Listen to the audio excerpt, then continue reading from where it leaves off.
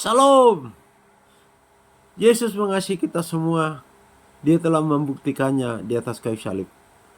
Dan dia menyelesaikan tugas utusannya dengan berakhir di atas kayu salib. Dan dia hidup kembali dan kembali ke surganya. Dan dia berjanji akan membawa kita ke surganya. Di mana dia berada, kita pun akan berada di sana. Yohanes 14 ayat 1 sampai 6. Terpujilah Bapa kekal sampai selama-lamanya. Haleluya. Amin. Kita melanjutkan ya kalau saya silakan makan firman Tuhan ya, makan rohani ya. Di pembukaan rahasia kitab Wahyu, ini di halaman tidak jelas, ini fotokopiannya sudah. Nah ini masih halaman 2 saudara. Ya begitulah lambat ya. Tapi sabar, kita akan tetap step by step, pasal demi pasal, ayat demi ayat, pasal demi pasal, lewat pasal. Oleh karena itu disebutkan pelajaran tirai di sini tidak ada lagi penafsiran akal-akal manusia. Nah ini habis sudah akal-akal manusia. Kalau tirai dari pelataran ke ruang kudus masih itu bercampur jauh, keluar masuk, aduh sudahlah. Tapi kalau tirai masuk kepada ruang Maha Kudus hanya satu orang yang boleh. Itu pun saya tahu sekali pada hari peringatan Gerah Berat di Israel. Ya saya kurang tahu Gerah Berat itu ya, nanti cari di Google aja lah. Jadi mungkin hari Gerah Berat itu juga peringatan keluarnya dari bangsa Israel dari Mesir ya. Nah ini, jadi kalau sudah mau memasuki ke ruang Maha Kudus lewat tirai, pelajaran tirai, tidak ada lagi pelajaran akal-akalan manusia. Nah ini yang akan datang, yang akan dikerjakan oleh 12 Rasul Hujan Akhir di akhir daripada zaman ini, zaman kegerakan besar ini, zaman pertobatan besar-besaran ini akan ditutup dengan itu. Jadi ini sangat cepat sekali kok 12 Rasul Hujan Akhir itu.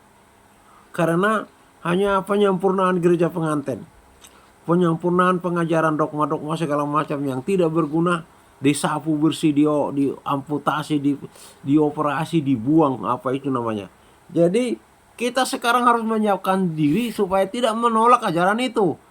Karena itu yang terakhir, gong penentuan alam dunia, penentuan kita selamat atau tidak di penghujung akhir zaman ini.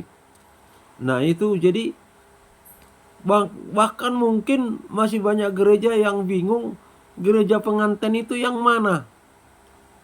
Karena gereja pengantin kalau dimaknai gedung, orang yang datang ke gedung itu berarti yang menjadi kawin itu semua jemaat, anak kecil, orang tua, laki-laki, perempuan kawin dengan Tuhan Yesus.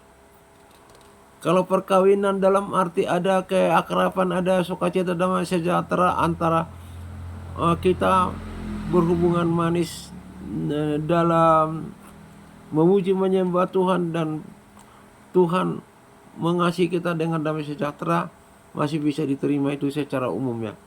Tapi kalau kawin yang sesungguhnya nggak bisa diterima. Yang dimaksudkan di sini ialah pengantin yang sesungguhnya. Jadi kalau memang kita sudah bisa menerima hal ini dan tidak sumir pengertiannya, kita nanti akan cepat bersosialisasi, bisa cepat menerima ajaran 12 Rasul Hujan Akhir itu. Tetapi kalau seperti teman-teman mualaf yang mengutip Wahyu 7 1 sampai 8 ya, mengenai perkawinan antara Trinitas dengan 144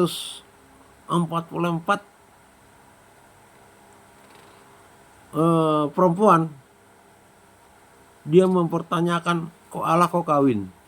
Ya, saya tetap beritakan bahwa iya, secara roh tapi di udara. bukan secara manusia daging di bumi. Karena karena Allah itu roh adanya. Ya, Yesus sendiri mengajarkan di dalam Yohanes 4 ayat 24. Sembahlah Allah di dalam roh dan kebenaran. Dan Allah itu, karena Allah itu roh adanya dan dalam kebenaran. Dan pemberi hidup. Jadi kita menyembah dalam roh dan kebenaran. Dan dia memberikan hidup. Sukacita dan sejahtera, berkemenangan, bisa mengalahkan setan, dan di surga damai sejahtera kekal selama-lamanya. Tidak ada lagi gangguan dari setan iblis, sudah dibuang ke api neraka yang kekal yang dinyalakan oleh api dan belerang. Jadi pintu ke ruang Maha Kudus ada tirai. Di sini berbicara tentang pengajaran pintunya Allah Bapa ini ya. Tidak ada lagi akal manusia, semuanya diajarkan oleh karunia-karunia roh atau pewahyuan. Berarti rohku mengajar langsung. Dan akal itu hanya menimbang. Tapi menimbang pun dia akan takluk kepada kemauan Roh Kudus. Sesungguhnya seperti inilah pengajaran yang ada sekarang ini, harusnya seperti ini. Pengajaran Triad Maha Kudus, ruang Maha Kudus. Nah, tapi nyatanya sekarang berbagai-bagai dogma, lagu-lagu pujian aja. Tuhan Yesus berkata, kamu kira saya suka akan pujian kamu? Loh, kenapa Tuhan? Bahkan saya mengatakan begini, saya sudah hampir tenaga habis Tuhan, tidak bisa. Kenapa Bapak? Lihat aja kata-katanya. Engkau, mu. Siapa yang dimaksud? Bukan aku. Ya berilah kepada mereka. Nah, jadi aneh memang. Kristen itu sudah dirajam oleh pengajaran sesat dari nyanyi-nyanyian. Tetapi bergembira, sukacita, dan selalu menyanyikan yang tidak memuliakan Tuhan Yesus. Karena namanya tidak disebut. Peristiwa pemberian namanya itu berapa lama itu?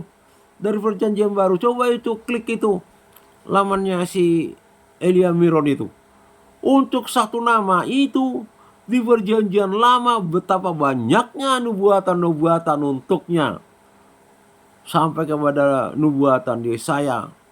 Sampai akhirnya tiba waktunya di perjanjian baru kepada Ibu Maria oleh malaikat Gabriel dari surga diutus hanya untuk memberitahukan nama kepada anak laki-laki yang dilahirkan. Maria itu. Tetapi oleh umatnya hanya mu, engkaumu. Sebab engkau besar, perbuatanmu ajaib. Siapa yang dimaksud? Makanya kenapa kita ini perlu ada nama Yesus? Supaya kita ini tidak sesat dengan mengatakan Tuhan. Hantu Tuhan. Karena banyak yang punya Tuhan ternyata hantu. Memang Tuhan tahu kepada siapa kita menyebutkan itu. Tetapi kalau kita ini tidak waspada, kita bisa larinya kepada setan itu alamatnya pujian kita dan nyanyian kita, pengagungan kita. Saya sudah pernah katakan di dalam debat kepada teman muslim. Itu kedua kalimat syahadat itu dipersembahkan sama siapa? Apa kepada Donditan? Berakhirnya kemana itu? Alamatnya kemana itu? Kalau Kristen mesti ada alamat yang jelas, yaitu kepada Tuhan Yesus Kristus. Harus ada nama itu. Karena banyak sekali ilah-ilah. Sangat banyak sekali. Apalagi masih ada yang meniru nama Yesus Kristus Tuhan. Kalau kita tidak memiliki hati yang bisa membedakan roh-roh yang berselewiran di udara, kenalah kita juga. Jadi Islam itu saya katakan mereka itu menyebut dua kalimat syahadat dipersembahkan kepada siapa? Kepada Allah Subhanahu wa taala. Kata Kiai Profesor Agil Sirat, tidak ada penjelasan di Al-Quran bahwa Allah Subhanahu wa ta'ala itu ada. Tidak ada, memang wus gitu saja. Kalau Musa ada Dia menjelaskan keberadaan Allah itu membakar eh, membakar rumput, membakar apa itu namanya, tapi tidak terbakar. Dan dia meneliti, kenapa bisa begini? Kok eh, semak-semak ini kok masih utuh, sebenarnya sudah terbakar? Baru dijelaskanlah bahwa aku adalah Allah Abraham, Ishak dan Yakub. Itu sudah berlangsung sebelumnya, sehingga jelas bahwa yang datang itu adalah Allah Ishak, Allah Abraham, Ishak dan Yakub. Nah seperti itu. Dan penjelasan-penjelasan lainnya sudah sangat banyak dengan perbuatan-perbuatannya yang ajaib. Sampai sekarang penjelasannya melalui perbuatan-perbuatannya yang mukjizat. Nah ini pengajaran yang akan terjadi ke depan ini seperti ini. Jadi akal hanya menimbang. Pelajaran pengantin adalah pengajaran yang menghendaki dalam persekutuan dengan aku sehingga nampak skina glory, dan kamu akan nampak perkara-perkara melalui kemuliaanku. Nah ini, melalui kemuliaan Tuhan. Jadi pengantin kalau di sini ya bukan pengantin kawin ya. Pengantin dalam arti rasa hubungan perkomunikasian, personifikasi adalah hubungan. Pengantin yang dimaksud adalah pelajaran yang menghendaki persekutuan dengan aku, persekutuan yang dalam dengan aku sehingga nampak skena glory, dan kamu akan nampak perkara-perkara melalui kemuliaanku. Inilah yang disebutkan keadaan pengantin. Bukan pengantin ya. Saya sudah menyebutkan tadi kalau pengantin yang sesungguhnya adalah 144 perempuan berumur 17 tahun pada waktunya nanti hasil processing darah Yesus di kayu salib. Orang tuanya turun-temurun terus percaya kepada Yesus sampai kepada perempuan itu dilahirkan. Wah luar biasa, panjang ceritanya. Ya sih kita nggak tahu ya. Dalam arti apakah anaknya Petrus, apakah anaknya Yakobus, Natanael, 12 rasul itu terus-terusan ya. Beranak pinak terus nanti itu mereka menjadi pengantinnya Yesus secara langsung. Ya kalau yang disebutkan di sini kan Tuhan memperlihatkan kemuliaannya, damai sejahteranya, skina glorinya. Nah itu hubungan yang pengantin. Ya indah lah namanya itu ya, hubungan pengantin itu indah ya. Nah, tetapi yang sesungguhnya hanyalah 144.000 yang disebutkan di Wahyu 7 ayat 1. Ya kita biar enggak lompong ya. Ya biar kita ada dasarnya ya. Wahyu 7 ayat 1 dan ini yang gereja pengantin ini seperti ini. Kemudian daripada ini orang-orang yang dimateraikan dari bangsa Israel, dimateraikan, ditandai. Jadi yang akan menandai siapa gereja pengantin yang sesungguhnya dari orang-orang yang percaya adalah Gabriel yang memberi tanda ya. Kemudian daripada itu aku melihat 4 malaikat berdiri pada keempat penjuru bumi. Nah ini 4 malaikat ini menjaga supaya tidak terjadi perang sampai kepada pematraian, sampai kepada pengangkatan. Jadi perang nuklir ini tidak akan ada. Kalau perang yang seperti sekarang regional mulai dulu sudah ada. Perang dunia pertama, kedua sudah ada. Nah perang dunia ketiga ini sangat menggemparkan ini karena perang dahsyat, pembunuh seperti Hiroshima dan Tokyo itu Hiroshima dan Nagasaki itu lebih 10 ribuan kali, 5 ribuan kali, tidak tahu lagi berapa itu. Nah ini 4 malaikat ini menjaga ini supaya tidak terjadi sampai ke pematraian dan sampai kepada pengangkatan. Kita ke awan-awan kemuliaan tidak bisa lagi dijangkau oleh bom nuklir. Saya sudah pernah katakan bahwa perang di dunia ini ada 5. Perang di surga 1. Tapi perang manusia antar manusia hanya kepada perang nuklir, perang dunia ketiga. 2 perang lainnya itu perang antara Tuhan Yesus dengan setan, raja setan yang menguasai manusia. Nah kalau perang di surga otomatis sudah perang antara Tuhan Yesus dengan iblis dengan malaikat-malaikatnya. Sama-sama punya malaikat itu. Nah ini perang yang akan terjadi. Nah perang terakhir adalah perang Gog dan Magog. Itu perang antara Tuhan Yesus dengan raja setan, raja iblis, Lucifer, dengan antek-anteknya bersama dengan manusia yang disirap, dihipnotis, dijadikan medium oleh mereka untuk melawan Tuhan Yesus. Ini menahan tempat angin bumi. Mereka menahan keempat angin bumi. Ini angin peperangan ketiga ini. Supaya jangan ada angin bertiup di darat atau di laut atau di pohon-pohon. Jika tidak ada ini, sudah terjadi perang nuklir. Dan aku melihat seorang malaikat lain muncul dari tempat matahari terbitnya. Ini Gabriel ini. Ia membawa materi Allah yang hidup, materi Allah yang hidup. Ya, jadi materi pemateriannya itu hidup. Nah, 4 malaikat sebelumnya itu menjaga keadaan ini supaya terjadi sampai ke sini. Lah sekarang baru ada. Dari mana kita tahu nanti sudah ada pengantin, sudah terjadi perkawinan? Itu di matra yang kelima. Di matra yang kelima itu di bumi sudah terjadi transisi pemerintahan manusia kepada pemerintahan setan 3,5 tahun. Dan ia berseru dengan suara nyaring kepada keempat malaikat yang ditugaskan untuk merusakkan bumi dan laut. Nah ini malaikat Gabriel ini berseru. Katanya, janganlah merusakkan bumi atau laut atau pohon-pohon sebelum kami memeteraikan hamba-hamba Allah kami pada dahi mereka. Jadi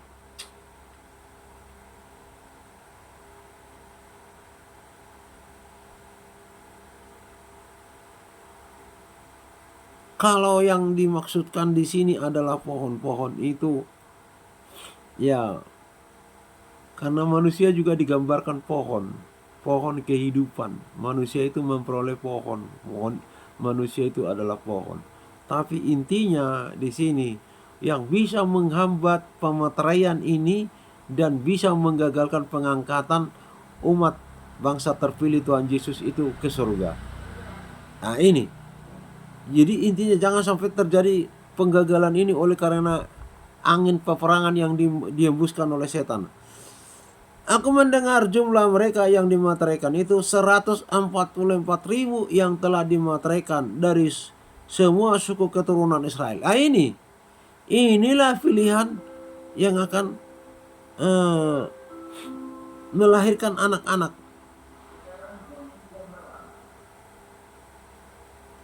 Yang akan menjadi tentara Bapa di surga dalam perang surga. Ini jumlahnya. Tetapi yang perempuan yang melahirkan hanya 144.000. Tetapi mereka masing-masing ini melahirkan 12.000 anak laki-laki. Sehingga jumlahnya 144.000. Nah inilah pasukan surga yang akan melawan setan di surga bersama malaikat Tuhan Yesus. Melawan iblis setan yang naik ke surga untuk menyerbu surga. Karena semakin banyak iblis setan dari malaikat yang setia itu murtad. Karena banyaknya mereka sudah mengira jadi pemenang. Ya mohon maaf ya, orang yang cenderung kepada jumlah mayoritas ternyata digadaikan, ternyata dihisap oleh negara-negara lain seperti NKRI ini, tidak termasuk dalam kategori ini. Tapi kategori setan, karena mereka sudah merasa banyak sekali yang ikut setan, malaikat yang setia itu, mereka mengadakan kudeta. Nah ini dari suku Yehuda 12.000 yang dimateraikan. Nah ini bukan Israel Badui. Kalau Israel Badui yang pertama itu adalah Ruben. Ini Yehuda. Nah itu makanya bahwa ini bukan Israel yang ada sekarang di Yerusalem. Ya. Jadi seperti itu ya. Kita akan melanjutkan nanti dalam peraturan tabernakel ya. Ini tabernakel Musa untuk kekinian. Jadi ini tidak akan ada pertentangan. Itu sebabnya bahwa perjanjian lama itu terikat dengan perjanjian baru. Saya sudah sebutkan kemarin bahwa Tuhan memerintahkan kepada Yosua supaya membuat 12 batu di tempat di mana mereka menginap untuk peringatan. Tetapi ditambahkan lagi supaya dari ujung satu ke ujung lainnya itu agar dijajarkan, diurutkan batu-batu bahwa mereka pernah lewat dari situ untuk peringatan. Tetapi itu mungkin tidak bisa lebih lama ya, karena sungai bisa besar dan batu-batu itu bisa digulingkan. Kecuali batu-batu pakai beko untuk mengangkatnya mungkin baru ya. Tetapi diangkat oleh orang, disejajarkan, diurutkan, mungkin tidak lama itu. Tetapi yang bermakna di situ 12 batu di Sungai Yordan itu diurutkan, dan 12 batu yang dibawa untuk waktu mereka bermalam persiapan menyerang Yeriko. Itu berbicara dengan 12 Rasul Tuhan Yesus hujan awal, 12 Rasul Tuhan Yesus hujan akhir. Inilah yang menjadi jawaban kepada teman-teman Muslim bahwa perjanjian lama itu terikat erat dengan perjanjian baru, sudah dinubuatkan di situ. Jadi Yesus tidak menghitung kerasulan pertengahan, namanya hanya kerasulan bersifat. Tapi yang sungguh-sungguh rasul itu adalah Petrus, Yohanes, Lukas, Andreas, Yudas Tadius, bukan Yudas Iskariot, ada 2 Yudas ya, Rasul Paulus. Nah, itu sudah ada di surga sekarang. 24 tua-tua, 12 itu rasul hujan awal Tuhan Yesus, 12 rasul hujan akhir Tuhan Yesus. Jadi Yohanes sudah melihat, tapi dibelakangkan, tidak lihat rupanya, karena memang mereka belum jadi manusia yang 12 rasul hujan akhir. Yohanes sudah diperlihatkan 24 itu. Yohanes sendiri ada di dalam 24 itu, tetapi di sisi lain dia melihat ya kayaknya 2 ya. Nah itulah teman-teman Muslim menjadi bingung ya, kayaknya 2, tetapi di alam roh seperti itu sangat lumrah ya. Di dunia ini bingung, Tuhan itu 3 atau 1, kok terdiri dari Bapa, Roh dan Putra. Bingung di bumi ini itu untuk menjelaskan itu. Sampai ada orang bilang pakai matematika, 1 tambah 1 tambah 1 sama dengan 1. Wah, tidak bisa. Tapi di alam roh nanti gak bingung itu, mengertikan itu tidak bingung. Nah, yang bisa menganalogikannya, membantunya ialah seperti manusia punya tubuh, roh, jiwa. Tanya dokter, manusia punya jiwa enggak? Pasti. Tanya orang lain, manusia yang bikin hidup manusia itu ada rohnya enggak? Iya. Sudah bicara tentang umum itu, jiwa, roh, dan tubuh manusia itu sudah umum. Nah itu seperti itu. Seperti saya ini 3, tapi 1 dilihat. Nah seperti itu yang bisa menjelaskan. Terpujilah Bapa kekal selamanya. Haleluya, haleluya. Amin.